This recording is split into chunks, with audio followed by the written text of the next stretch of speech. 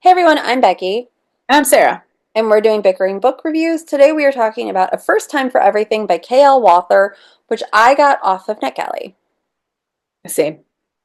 Oh, actually, no. I got this one off of Edelweiss. Now I'm like, maybe I got it off of Edelweiss too. There Because weren't, my thing is, like, I tried to get all of my stuff off NetGalley, and I was too late. I waited too long, so I had to go to oh. Edelweiss.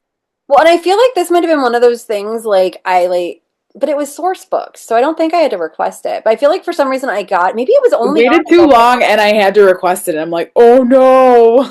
Maybe it was Edelweiss. Maybe that's where I got it. I got it from NetGalley or Edelweiss. Thank you, Source Books, for giving it to us. This book is about Madeline. They call Mads, and she's at the end of her junior year. She's a field hockey star. She's been raised in this very idyllic, like Christmas tree farm, like estate, basically in Pennsylvania by her two dads. And she and her older brother, who is like 7 or 8 years older than her, are like best friends.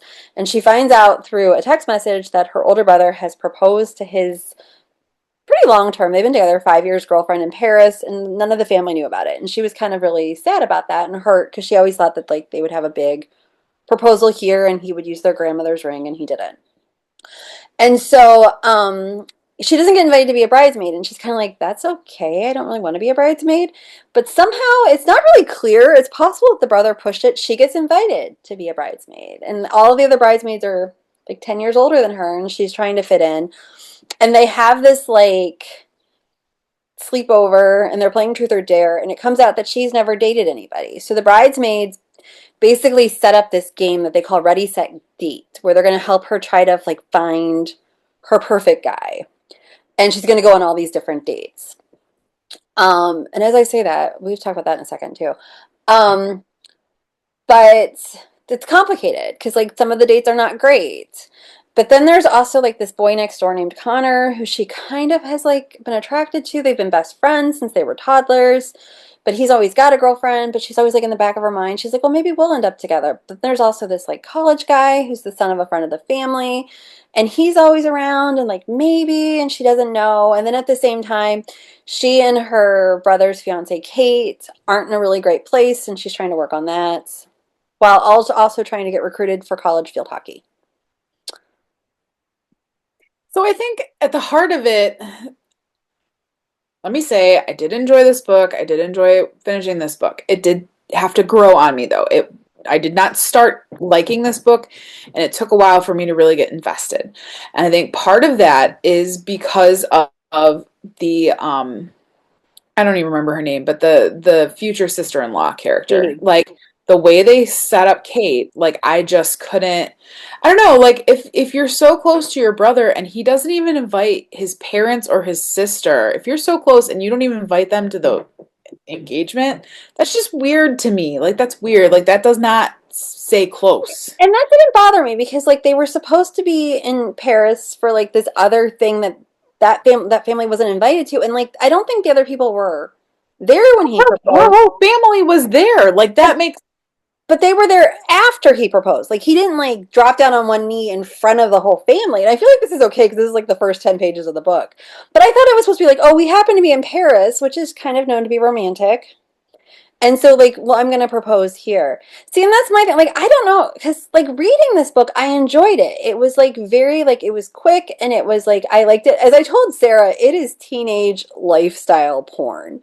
Like, nobody lives like that. Nobody lives on an estate. They're not running back and forth to the shore. You know, they don't have, like, this really cool antique car. Like, like, I mean, I'm oh, sure I some know. people live like that. Nobody I knew as a teenager lived like that.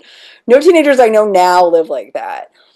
So I did like that, and honestly, describing it, like there weren't that many dates. There were like what, three They guys? really weren't. No. And so like, and when it finished, I was like, I enjoyed that. It was quick, but there wasn't much there. Over 400 pages, and it doesn't feel like that. I guess part of my problem, and it's not even a problem. Like that's the thing. Like when I finished this book, I was like, oh, that was fun.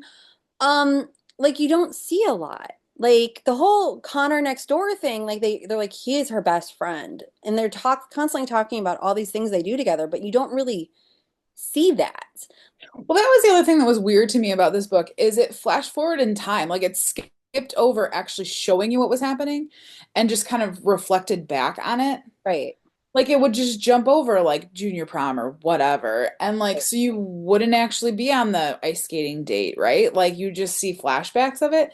And that was a little weird. And like, I even coming back though to the Kate stuff, like it was just framed weird because like at no point do you see like glimmers of like, I always have that line from Pride and Prejudice run through my head where Keira Knightley, Lizzie says, she's shy.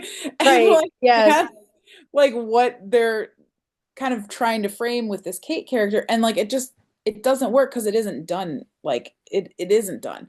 But I really enjoy the romance aspect that we get to by the end of this book. Like so I did like get invested and it didn't feel like 400 pages, but I think some of the framing just didn't work. Well, and there was like a little bit also because, like, for me, the Marco, the college student, and his friends felt very like Logan and his friends from Gilmore Girls. And the author has another book that I can't remember if she admits to borrows a lot from Gilmore Girls or if a lot of people just say borrows a lot from Gilmore Girls. So that threw me too. And I also kind of felt like the pacing was off.